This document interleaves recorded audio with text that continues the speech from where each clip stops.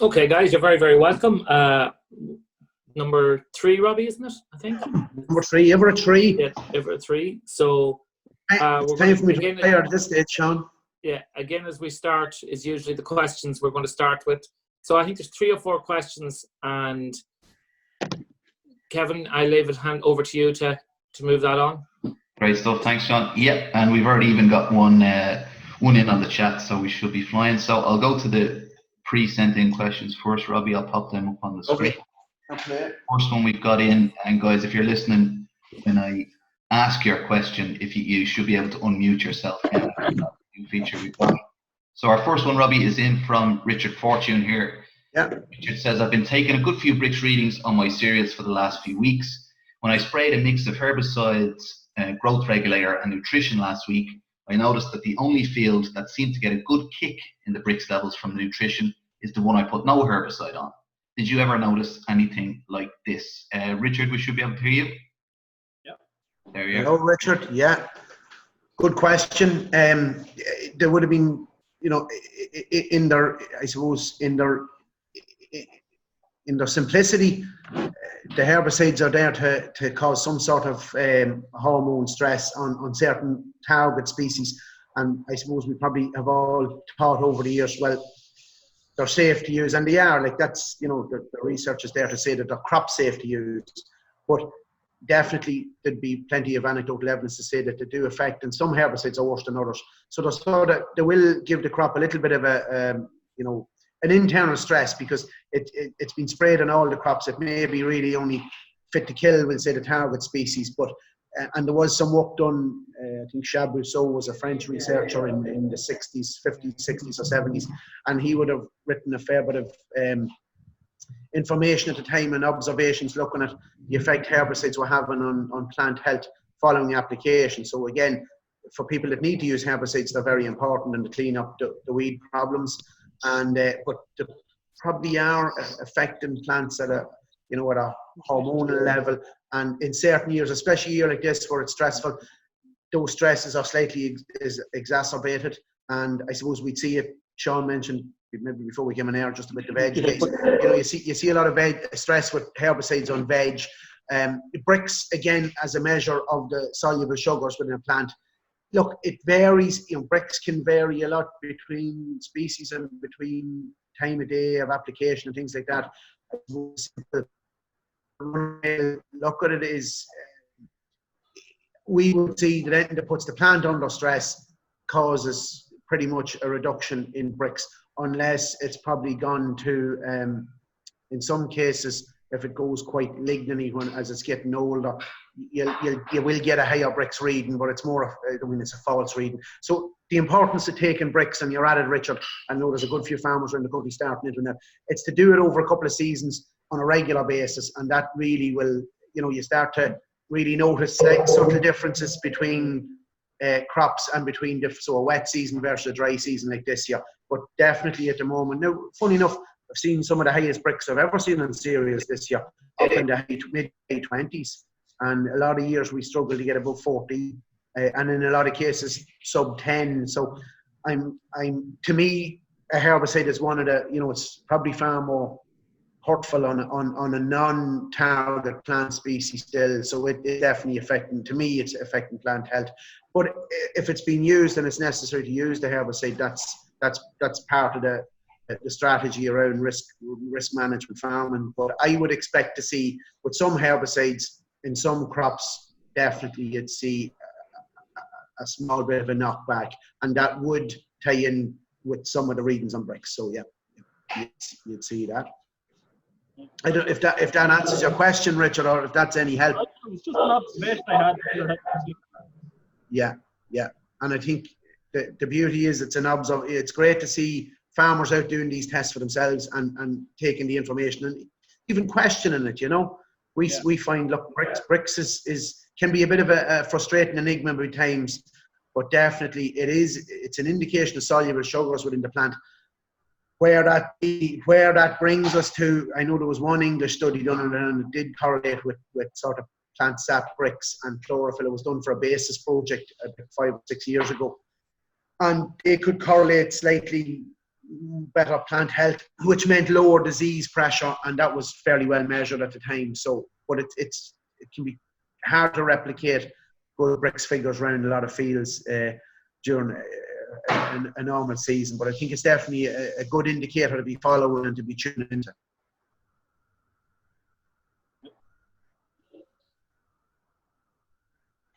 Okay, thanks very much for that. Richard. Appreciate that. Thank you. Our next one, Robbie, just came in on the chat there, just to follow on what you were saying, comes in from Mr. John Geraghty. He asks, could you ask Papa Smurf, with the dry weather and soil conditions, does this affect the efficacy and uptake of biological preparations on crops? John, are you with us? I am indeed. Yeah. Hello, Robbie. Hello, everybody. Hey, John. Hello, John Geraghty. It's me that should be asking you the questions, my friend. But it's a bit like Richard's question, really. But I was just wondering, specifically with biological preparations, like, for example, humic acid or marinure. You know, I mean, we know that it's interesting with the dry weather, and I think Sean had a note of a question earlier. Like, with the drought stress we're experiencing at the moment, it's definitely, you know, uptake of any, whether it's a nutrient or even some of the chemistry into the plant, it's a lot harder. The biological preparations and biological products, as they become, you know, if you're using them through the season and the plant is shutting down, for want of a better way of putting it, because of very high temperatures, and I think Kevin mentioned maybe 25 tomorrow, like above 23 or 4 degrees, the plant struggles, it just shuts down pretty much across the board. Even if it's only for that period of the day, it's just to protect itself and try and conserve moisture. And one of the, I suppose, where we see the biggest response is because a lot of people, I suppose, at the moment are asking, can we do anything to help with drought stress? And there's probably some things we can do.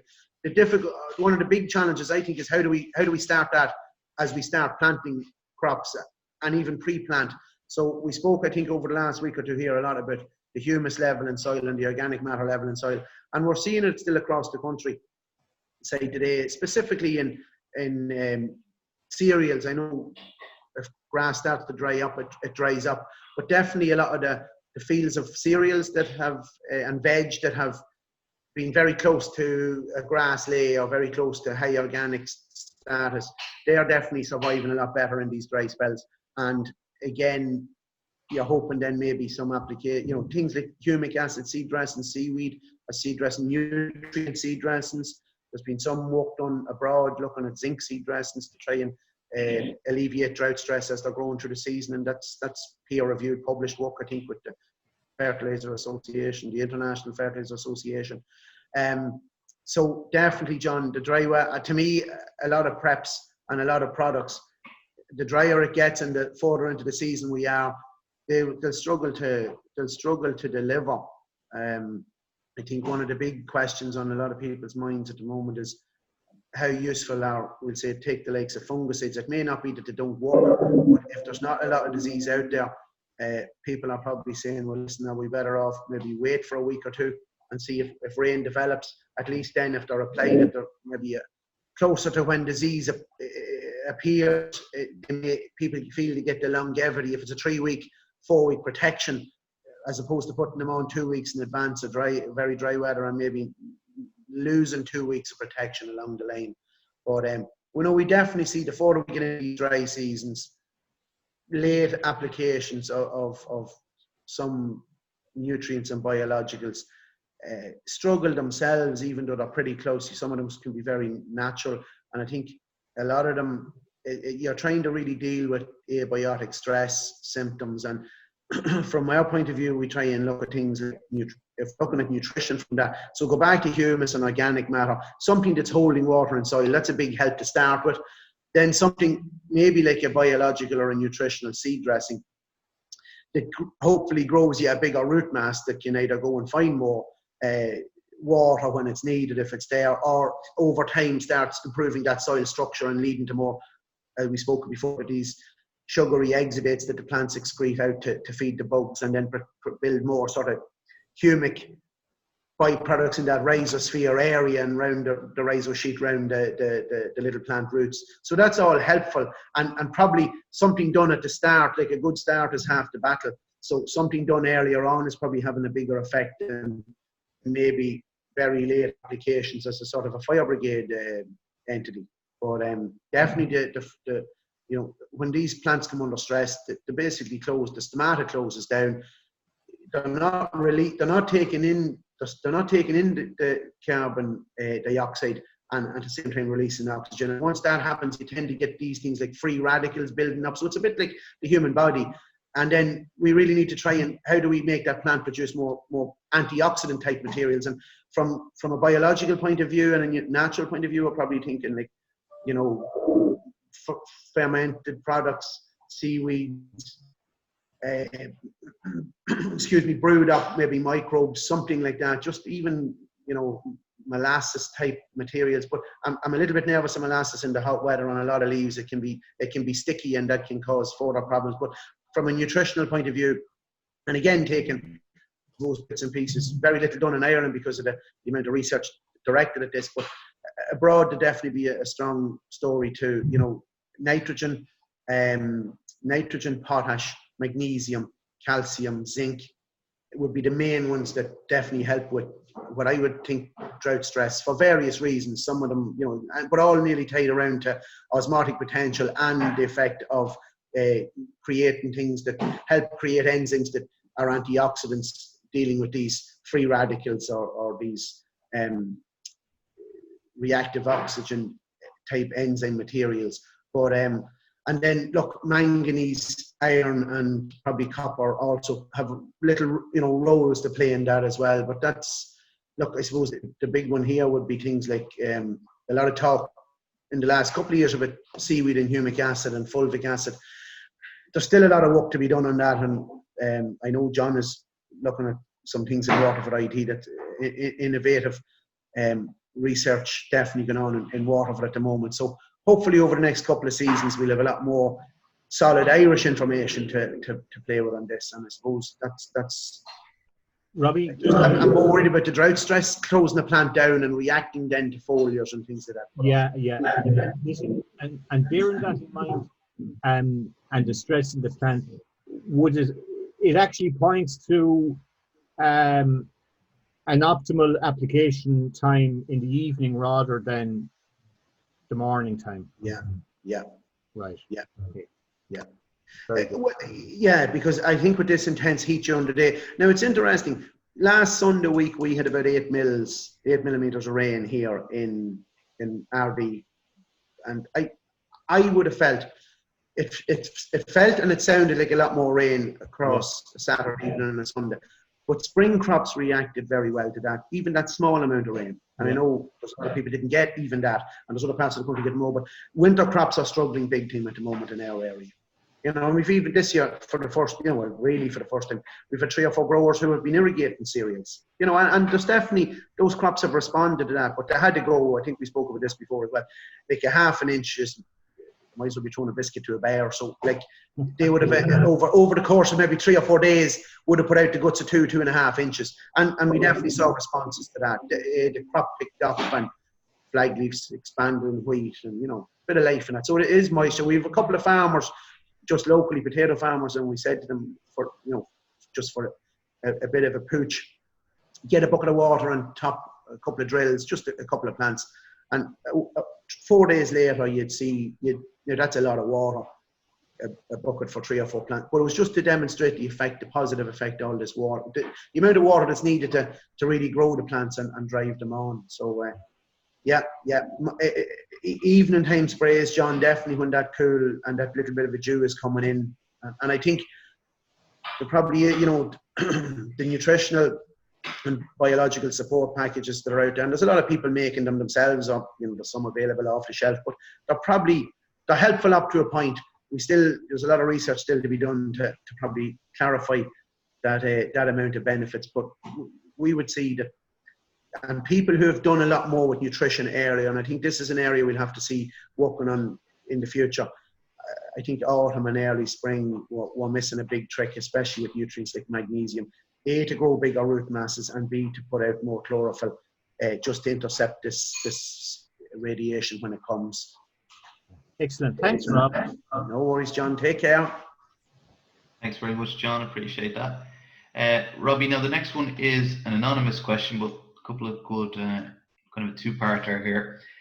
First, given that sowing conditions can often be much better at earlier times in the autumn, but that can lead to too much growth, has Robbie experience or knowledge of grazing such crops with sheep? It used to be done with wheat. And the second part, any experience of growing winter beans, even as a mixed crop? Again, at first, that's an anonymous one, but a couple of good questions there.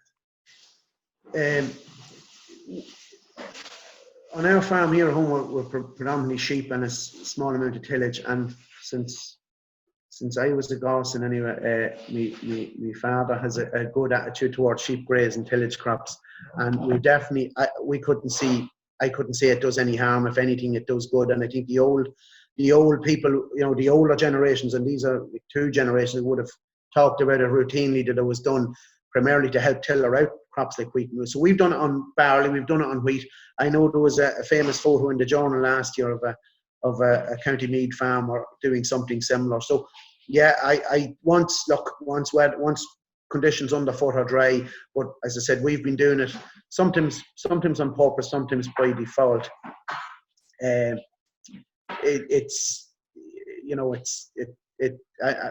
We've only seen positives with it now, I'll be honest with you. And I suppose, look, the key thing is maybe make sure to avoid overgrazing in certain patches. But I shouldn't be answering that question. My father, Jim Byrne, at 81, should be answering that question. And he'd tell you more than I'm telling you. But definitely, I think, that's a healthy positive. The question on the beans, just go back on that one again. Sorry, Kev. Was it any experience with mixed cropping with beans? Any experience? Yeah, experience cropping with beans, even as a mixed crop. Again, there's a big move, and Andy Howard spoke at the Biofarm conference last year. He's done a lot with intercropping and companion cropping in the UK, part of a Nuffield scholarship he undertook, and then more up to date as part of he's part of Agrology, a group in the UK, and Innovative Farmers. We grew, and there's a couple of local farmers have been doing it a good few years. Last year I grew spring beans and oats, and the spring beans was the actual crop, the cash crop per se, and spring oats went in with it. Big reduction on weed pressure because you really are filling the ground. We sowed them with the one drill, direct drill them 750A. I know other farmers broadcast the oats first and then sow the beans. Seemed to work quite well. Yield about 2 tonne per acre in total, 1 tonne of oats and 1 tonne of beans. That's pretty accurate. They were sown very late. I'd have to go back and check the sowing date. We did notice very little disease in the crop and very few weeds. Later on, as the oats started to thin out, as it started to fill and lose its leaf biomass, we definitely saw a few weeds coming through that are triggered by sunlight. So little bits of thistles and things like that. Nothing major. So I would have felt it was a positive from that point of view. And the difficulty we had was actually we thought we had someone to buy that as a mixture to go and process it for feeding animals. That fell through, so we ended up separating the grain. It was probably a little bit more of a job than we would have liked, but we had never done it before, and we weren't that well set up for it. If we had to do it again, we definitely, we'd be better set. And the question is, would I do it again? Yeah, I would. I think it might work better with oats. The oats bushel 51, which was probably just on the margin of where people would be happy with oats busheling. Maybe a better way would have been to have grown oats as the cash crop and feed it to what it needed and grow the beans as the companion crop. But we've noticed this over the last few years. Anywhere we're growing these multi-species, whether it's a companion cropping like that or intercropping, we're definitely seeing far less disease levels and weed levels, of certain weeds and certain types of things, but definitely disease is always a lot lower. And that probably is becoming more important when we see the recent EU moves at this new green type of farming system. And even before that was announced, with the reduction, if you take it in conventional chemical farming for tillage, if you take the reduction in ag-chem active ingredients that are being sort of proposed over the next 5 years, anything that helps protect what's left and still make sure that crops can be produced has to be a benefit. So I think that beans and as part of a mixed cropping has a great, and like the bean story is a great story. The only negative I would sort of always, or the only caution with beans is that you're worried about a late harvest and weather in this country. But apart from, look, thank God, touch wood, last year we had a reasonably good experience with that. I think if there had to be a week later, we think we cut them just before the ploughing match. If it had to be the week after, maybe it'd be a different story. But look, that's the nature of the beast every year. Great as part of a rotation, even if they weren't being companion cropped or intercropped with something else. So yeah, good positives on beans. Great stuff. Thanks for that, Robbie. Our next question, I think, comes in from our very own Sean McGlone. Can Robbie take us through the steps on sowing mixed species grassland in both tillage and a lay scenario? Nice, easy one for you there. Good. Great question, Sean. Can we? Do you mean like just in the process of doing it? Because I suppose I think I got confused with one man's question a week or two ago, and I might have been talking about something he didn't mean. But like, is it just? No, I'll tell you what it was. I was on that Region Agri page today, the Facebook page, and I noticed on it they were talking about. I think it was livestock guys talking about sowing mixed species grassland, and one guy was suggesting he'd spray, rotivate twice, fertilize, seed, and if that didn't work, he'd do it all over again. And then because of the hot weather, he wanted to. He was going to layer it fairly thick with slurry to protect it, and I just thought there seems to be an awful lot going on there that didn't make an awful lot of sense to me. So, you know, I think if you're a cereal grower, you have a certain knowledge of how things are done. I think maybe somebody that steps out of that, that's a farmer that maybe is used to getting a contractor to do it, and the contractors aren't nearly always that experienced, that there needs to be almost step by step, like how deep you plow, what's the tilling process, what's the seedbed preparation, and what should be added, you know? Yeah. I suppose, look, the way I look on things is, if it's about risk management, and it's about what a farmer or a person's willing to sort of gamble with. And in a lot of cases, I know whether someone's ploughing or power harrowing versus sort of min-till, eco-till, direct-drill, that type of system, the people who are more successful, the ploughing, tilling and so on in any of these crops is a sort of a, you know, pretty much a you know, bar bad weather, it sort of guarantees a result. And from that point of view, it's down to what a farmer's willing to risk. That guy seems to, he might discover if he ploughs that ground, like one run of a power harrow is more than enough. And I suppose like at the moment with the dry weather, it is debatable whether things will germinate. But things will germinate at some stage, you know, whether it's in 3 weeks or a month or 2 weeks or whatever it is. So maybe he thinks if it fails, I think maybe again, we're talking about someone else's sort of comments on a Facebook page, but so it's hard to read maybe the true meaning of it. But look, it sounds like a little bit of probably overkill, but he probably wants to do a very good job. So I think what we're seeing with multi-species for grassland is the plough is definitely leaving a very successful entry with the multi-species, and especially when you have different size seeds, to go at it from the point of view of min-till or direct drilling, a very good burn off of Roundup. So that's, if people don't want to use Roundup, that's probably not the way to go, because if not, you could end up with the old grass competes very quickly, and you've just spent a lot of money on some of these mixed species seeds, so you don't want those to be competing with that and knocking those out. And as well as that, you can get sort of surface acidification in the top, maybe a couple of centimeters. So some of the guys that I see doing the sort of gut clear type work are putting out maybe a small dash of bran lime or some even ordinary lime product in advance of going in and sowing. So it's again, it's risk management on an individual farm and basically farm experience. I know we try and do a lot of work with direct drilling or at least the minimum amount of tillage needed to do it, but we probably do need to cover ourselves with a little bit more seed. And again, that's easy if I'm doing some home saved cover crops like oats, or maybe bulking it up with some of the cheaper species for myself for cover crops. But if you're into the multi-species and you're paying a lot of money for some of the finer, little herbs and the forbs or whatever they want to call them, it's a different kettle of fish. But extra slurry, look,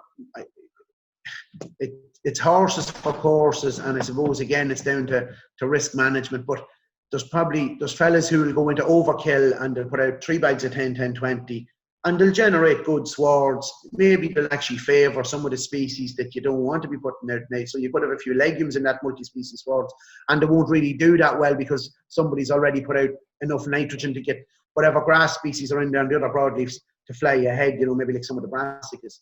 And that's probably not the place to be. But I think a lot of people,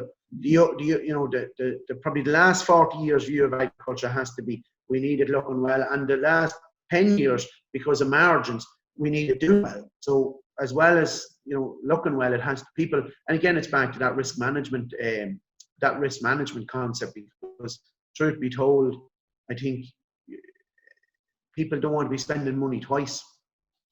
But to me, whatever way people want to establish them, that's fine. I think the fact that more and more people are looking at cover crops in the tillage sector, and the multi-species swards in the grassland sector is just fantastic. And we all still make mistakes, but we're learning as we go along. And I think we would have tried a lot of cover crops on the farm here, and we only have a small farm. We tried a lot over the years. And, sometimes it was just because I hadn't a drill myself at the time. And it was late sowing, some of them that they did not perform. It's just my late sowing probably put pressure on some of them to perform.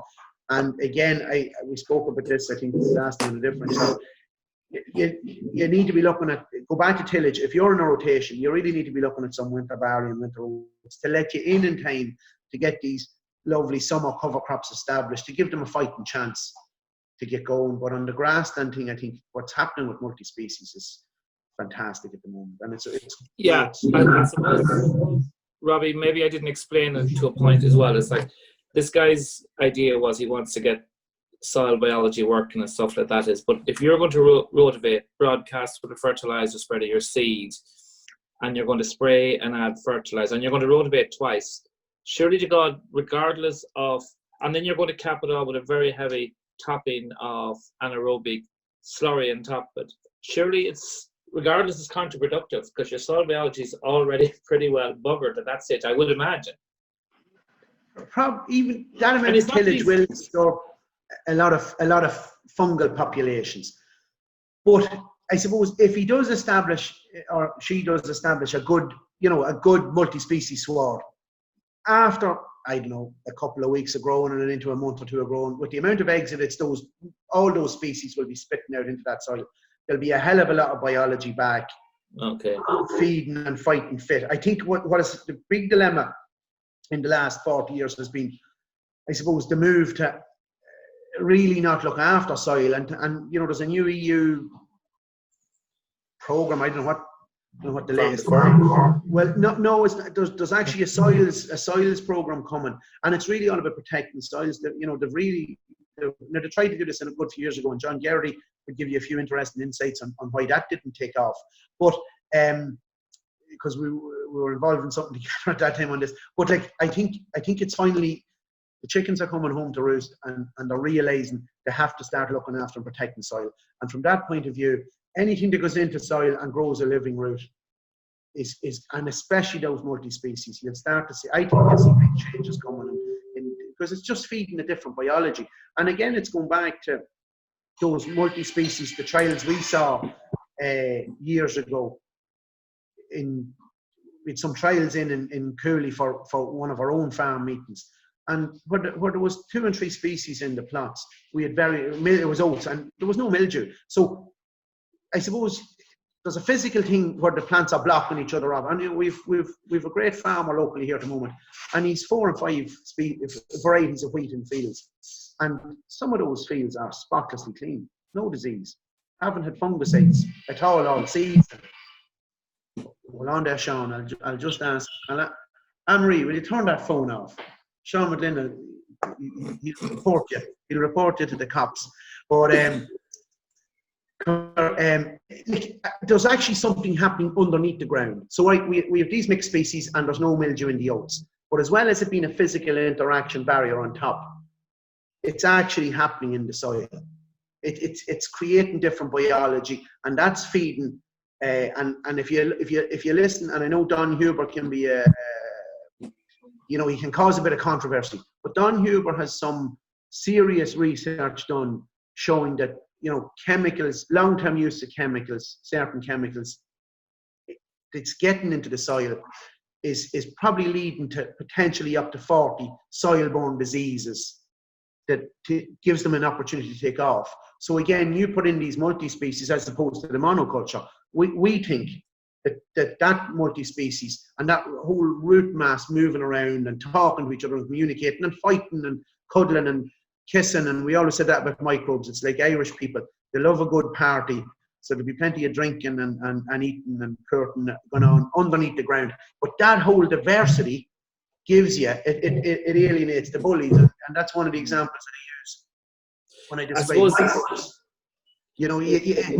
To me, soil microbiology and the bad guys, and it's the same as insect species. They're going to talk to Blue Dasher Farm in the States and Jonathan Lundgren, Presidential Science Award 15 years ago in the States. He'll tell you, there's probably a very small percentage of 2 or 3% of insect species are pests. The rest of them are beneficials. And there's, thousands of them that we don't think of. We just think of the 5 or 6 we all think of as pests. But to me, microbes are like, and even pests and diseases, they're like bullies. You walk up a street and you're on your own and you meet 3 tough guys and they pick on you. But if there was 6 of us walking up, those 3 guys just say how you and go along. And it's the same in the soil and same with the roots and same with the multi-species. And I think that's the beauty of it, Sean. So that chap, even though we may initially destroy a bit of biology, if he's maybe power harrowing it 3 times and putting on maybe an anaerobic slurry, but if he can establish that crop and it grows very quickly, the forgiveness of nature, he'll be back in business. Okay, but would he, because he's tilling, he's rotivating twice or whatever, is he better off spread the slurry first and then rotivate it in, or to cap it all on top at his final, as he's going out the gate? He's probably better off tilling in, I'll be honest. Yeah, that's what I would have thought as well, yeah. Well, even in this weather, Sean, there's actually a farm, I saw a farm recently in the northeast where there was a lot of slurry applied just before it got dry through an umbilical system, and that stayed caked on top of the ground. It's and we're just keeping an eye on it to make sure it doesn't cause problems in a pit of silage. So I think if he's going to do that, he'd be better off putting it out and tilling it, plowing it in or tilling it in. I think his idea was that in the drought it might keep moisture in the ground. I think that was his plan. No, he'll actually, could actually go and just sit on top of a lot of seeds, and mightn't be a nice environment. It could improve. You could find some of them really respond to it because there's probably a lot of available nitrogen in it, amongst other things. But other ones might feel this is a very acidic material and I don't like it, and I'm just gonna, maybe not even attempt to grow, or maybe start to grow and then just fizzle off. So I think it'd be better incorporated into the soil. Okay, doke. Thanks, Sean. Robbie, we just had another question in there on the chat from Ruben, and I've allowed everyone can unmute themselves now. So Ruben, you should be able to unmute yourself. What are the pros and cons of sowing cereals in 2 directions, i.e. in the opposite axis? And thanks. So Ruben, can you hear us? Yeah. Great, thanks. Hello, Ruben. Yeah. Hi, how are you? Good. So, that's a great question. Myself and John Garrity have a great friend called Neil Fuller, probably one of the best soil agronomists I've ever come across in my life. And he always said we should be sowing the crops on both, east, west and north, south. Some people do it because it helps with a better germination, and you see it sometimes done with grass. But definitely, Neil would have maintained yields were higher, and it was something to do with the earth's magnetic pull. So I've asked a few contractors to do it for me, but they all just smile down from the tractor and basically keep driving. So it hasn't happened yet, but would you have half the seed out first and then half the seed out the second time, or is that how a contractor would do it? You could try that. I think definitely that, but maybe even a little bit more than half. Definitely the first time, because when you're taking them, you'll find you see some seeds will sort of go on top of each other. But it's well worth a try. And again, are there any cons then? I mean, like would there be too much seed in one area, or can there be too much seed in one area they're competing against each other for nutrients, or is that a thing? I think what you'll find is they'll sort themselves out, and I really mean that. I think if you have the wherewithal to do it, I definitely rattle away on that one. Again, it's trying to persuade a contractor to do it, because they just make it in and get out. Yeah. I mean, they probably charge twice the amount to do it, wouldn't they? Well, we've had that discussion with them too, and we've said we'd be happy to pay them to do it on a trial basis, do a bit. But I think it would definitely be worth doing it for like a red clover because I sowed red clover last year and I cut it there last week, and there's huge gaps between like the sort of the clods, there's huge gaps between and then the barley is sown now and it's coming up just about, and again, like, it's leaving huge areas for weeds to get into. Yeah. We had a question last week about a couple of weeds in organics, and I think that's that'll be something that needs to be looked at from that point of view, because it doesn't, it's hard when you have no herbicide options to whip out weeds. Yeah. But definitely, and we see weeds only grow because we leave them space to grow, and technically they're not really a weed. They're there. That's nature's way of saying, look, if you're not going to protect me, I'll protect myself. The soil is basically saying I'll protect myself. But I've found a solution to keeping the weeds. I find most of the weeds are in the headlands. So my solution has been, I've only in conversion now in organic in my second year, is to whole crop the headlands. Get it out early. And although then the weeds start taking over in that after that. So you have to almost put something else. Once you've whole cropped that, that's what I didn't do last year. And this year, when I whole crop the headlands, I'm going to get my own little seeder and go out and put in something, rape or some cover crop in early. I mean, or I don't know, is there anything else you'd recommend? Some sort of kale or something? Because you'd be going in, I don't know, August, I suppose. Oh no, you'd be whole cropping in July. Right. Yeah, you'd be back in then. Well, there's lots of options there after that, and you can look at. It's nice to consider maybe get a mix of. But then it's going to get trampled by the combine when he's turning on the headlands. Yeah, I still think that's soil harm, or that's no harm. That's like letting a few cows out and they'll eat some of it and they'll tramp some of it back in. That wouldn't. I'd rather see him turning on something that's growing with a living root mass, because it's keeping that soil sort of buffered up. But that's.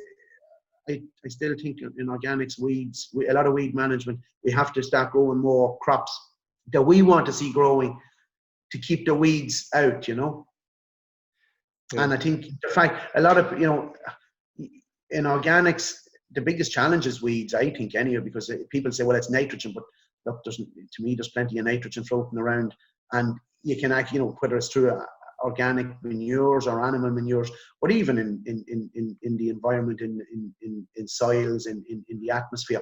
But weeds to me is the biggest challenge, and I think probably most organic growers, you substitute reasonably inexpensive weed control herbicides in the chemical conventional system, but it probably takes a lot more investment in seeds and equipment to really knock it out. I know a number of years ago we visited John Pawsey in England as part of a base trip, and it was a fantastic visit to see what a sort of an organic grower that was very focused on what he deals with. But he had just bought a chameleon, one of these chameleon hoes drills that can convert to being a weed or hoe.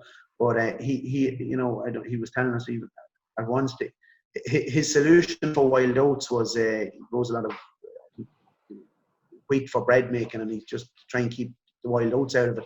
But he had a family, they were from Poland, I believe, and they travelled Europe on visiting organic farms, and the sort of their speciality was, roguing wild oats. So I think there's no such, if once you transition to organic, there has to be an investment in seeds or human endeavour or mechanical, sort of a machine to go hoeing it, to literally help take down that weed pressure and stop it becoming a major problem. Thank you. Yeah. Definitely try that east-west, Ruben. And I've never done it. I'm ashamed to say, because we've asked loads of people to have a go and do it, but it hasn't been done. So it's one hopefully for the future. But Neil Fuller always maintained it was to do with the Earth's magnetic field and the pull of the magnetic field. And basically, I can't remember if he told me about any research done on it, but he always maintained to be a higher yield. So between yourself and myself, Ruben, we'll try it over the next 12 months and we'll see how we go. Thank you. That's great. Good stuff. Thanks very much, Ruben. Just one question that occurred to me there, Robbie, and it could be a good one because it might help you to do my job for me, is you mentioned BioFarm there last year and Andy Howard. Is there anyone this year, and I can put this out to everyone as well on the call if they want to maybe type into the chat, is there anyone internationally you might think we could be looking at from an ops perspective for this year's conference? I know we're not sure yet if it's going to be a big in-person thing, but because more people are comfortable with online stuff now, we think by the time November comes around, there's more of an opportunity to get international speakers. So is there anyone from a cereals perspective you think we should be having a look at? Would you count Tipperary as international? Well, it's a different world, we know that. He's in the audience. No, all joking aside, and there's great people here. I think you have people there like Dwayne Beck in if you're looking at tillage, you have people like Dwayne Beck, you have Frédéric Thomas in France. I suppose we've had a few of them in the past, but to me, you've Steve Groff doing an awful lot of work on cover crops. You have the Byrne brothers, who are actually farmers who set up a cover crop seed business and multi-species sword seed business in the States. I know I've mentioned the Rodale Institute to Sean and some of the guys in the road, what's happening out there. And there's a guy, I would have mentioned him, these are the fellas maybe I'd be talking, and there's any amount of them. But I think Dwayne Beck, it's not so much of the subject of what he talks about. It's the whole area of how he worked with a group of farmers to change their own mindset with a goal to farming more profitably, which meant they'd be farming more sustainably and also with a view to protecting the environment. I think that's probably 30 years on the go, that Dakota Lakes Research Centre. And I often use that as an example because the farmers actually invested money themselves to buy the farm, to set up this research program, and the government came in and basically partnered in with them then with Dwayne. And to me, that's been fantastic. We talk a lot about weeds in the last 3 weeks here, and there's one guy keeps going back to mind to myself, and that's Randy Anderson. It's a great name. I mentioned him at the Neon speech. He's a weed ecologist. So when you start talking and thinking about, there's somebody out there that specializes in this. Now, his theory on dealing with weeds, and again, he'd say some of them are very, very difficult, but he was probably not steering so much into organics, but definitely between no-till and organics. So he'd be saying, like, we need a 9-year rotation here. And within that 9-year rotation of different crops, to get to be, you're always trying to trick the weed. You have to trick the weed. And I think that potato farmers are well used to doing that with things like eelworm and potato cyst nematode. So they'll grow things like some of the mustards and some of the other catch crops to actually trick those pests into hatching at the wrong time, and then they don't become as big a problem in the growing potato crop. They're just a couple off the top of my head. Who else would there be? Look, even in a short life cycle, the BioFarm conference has brought a lot of the. Jonathan Lundgren in Blue Dasher Farm, I think, is a real good entomologist, and he looks at how we deal with insect pests is phenomenal. And some of the research he's carrying out is top world class. And again, there's a facility to, you know, farmers can actually invest in a little bit of research with Blue Dasher Farm, which means they have a say in it. They're real stakeholders, as opposed to just, you know, with some people, everyone likes talking about stakeholders, but the decisions are made before the stakeholder meetings take place.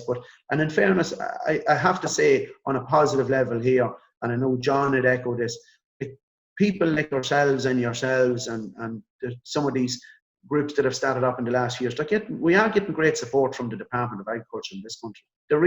They see that there's a change needed to actually keep family farms on the go, and as well as that, farm more environmentally friendly and hopefully financially sustainably for the farmers.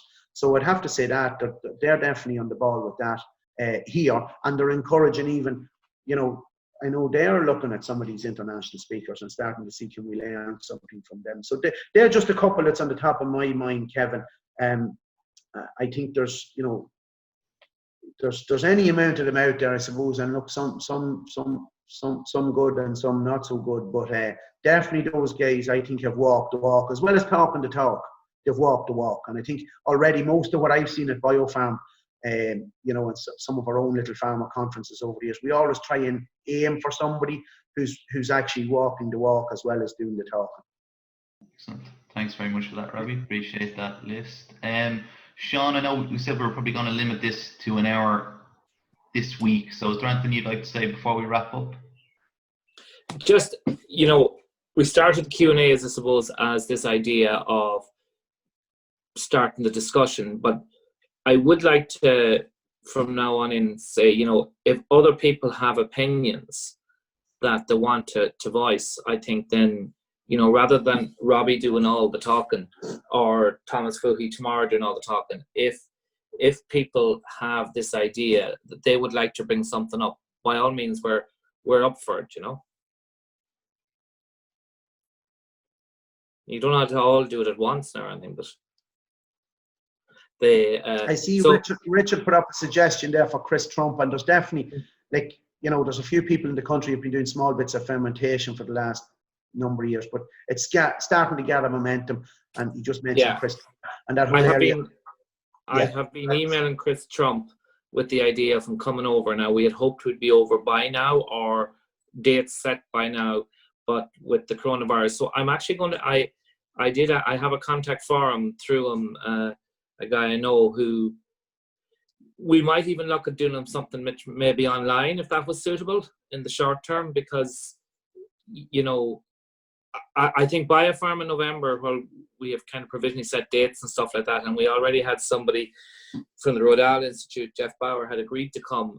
My honest opinion is the American end of things, we are probably not going to open as quick enough. I think maybe the rest of Europe will be, but I don't know if they'll travel, you know what I mean? So we haven't made a decision on whether, personally, I prefer BioFarm to be the usual way, but we may have to look at it going online, or else an element of it online.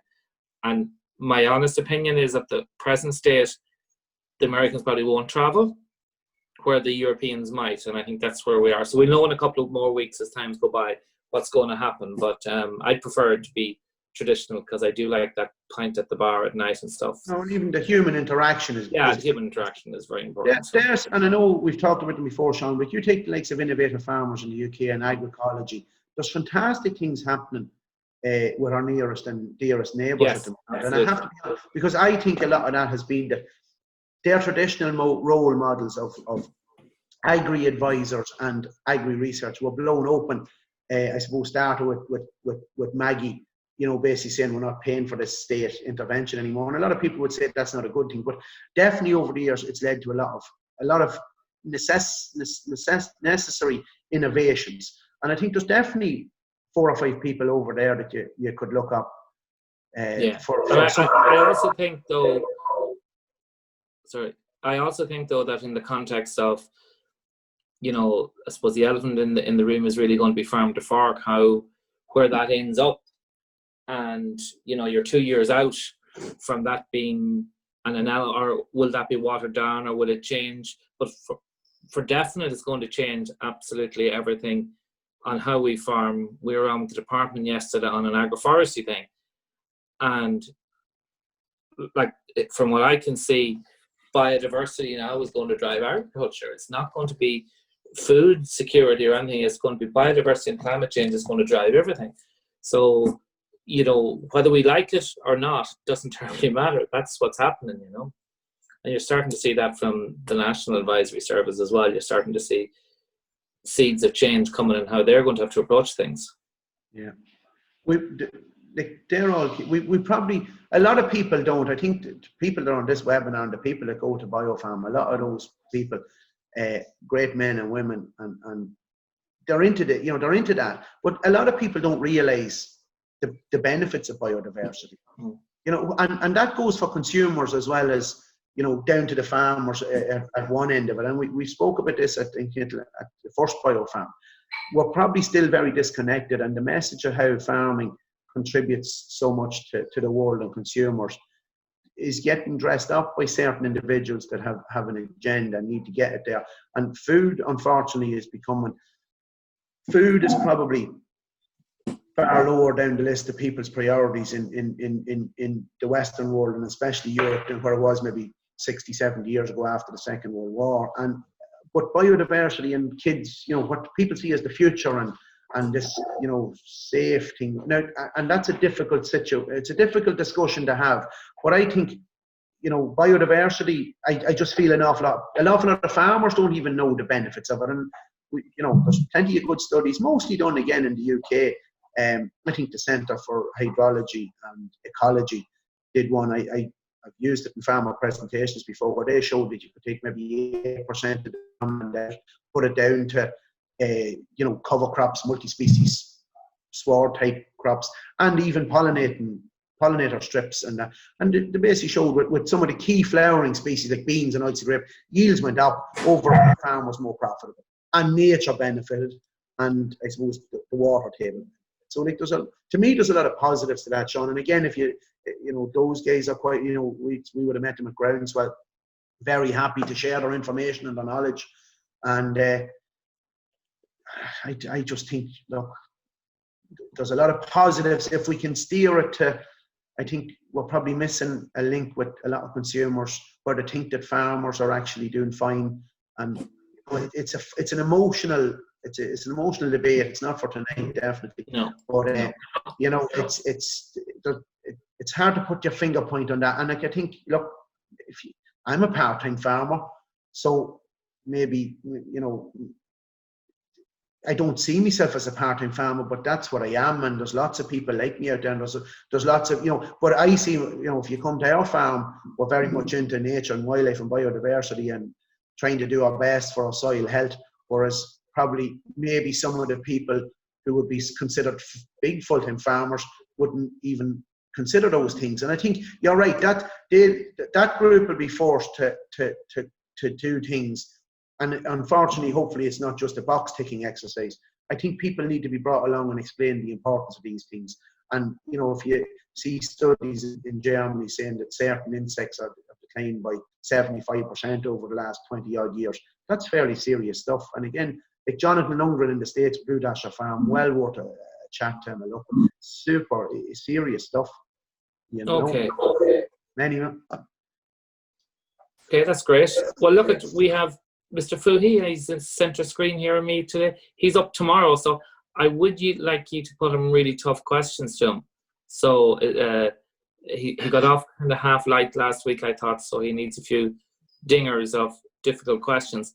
So, and like I said, if you have questions, or even just somebody you want to, something you'd like a comment on, you know, the Q&As are relatively flexible and open-ended to what people want to talk about. So so hopefully we'll see some of you tomorrow. And thanks again. Great stuff. Thanks a million, folks. Thanks very much, Robbie.